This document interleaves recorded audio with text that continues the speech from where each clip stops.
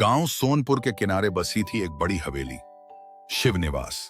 वहां रहते थे ठाकुर प्रताप सिंह, उनके दो बेटे और उनकी दो पत्नियां, बड़ी मां सावित्री और छोटी मां गीता।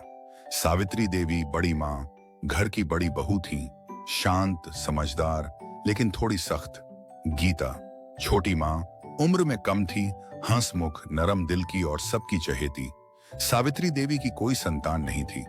गीता को शादी के 3 साल बाद एक बेटा हुआ, नाम रखा गया आरव।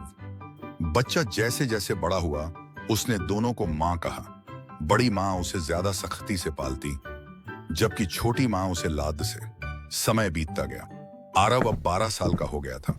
गांव में पढ़ाई पूरी करके शहर भेजा जाना था, लेकिन तब एक सवाल उठा, आरव की मां कौन?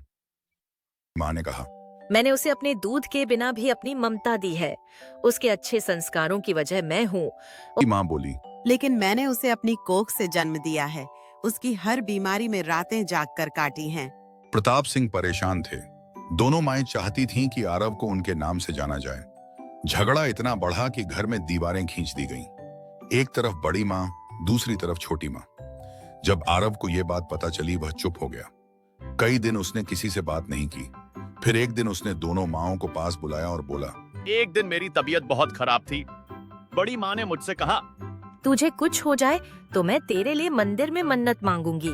छोटी माँ ने कहा, तुझे कुछ हो जाए तो मैं अपने प्राण दे दूंगी। लेकिन उस रात जब मुझे तेज बुखार था, बड़ी माँ मेरे माथे पर रात भर पट्टी रखती रही और छोटी माँ मेरे पैर दबाती रही। आप दोनों माँ हैं, कोई बड़ी या छोटी नहीं। एक ने जन्म दिया, एक ने जीवन सिखाया। आप दोनों मिलकर मेरी दुनिया हो। आरव की आंखों से आंसू बहने लगे और उसकी दोनों माएं फूट फूट कर रो पड़ी। उन्होंने एक दूसरे को गले से लगा लिया। उस दिन के बाद बड़ी और छोटी मां का फर्क मिट गया। बस रह गई मां, दो रूपों में, एक आत्मा के साथ।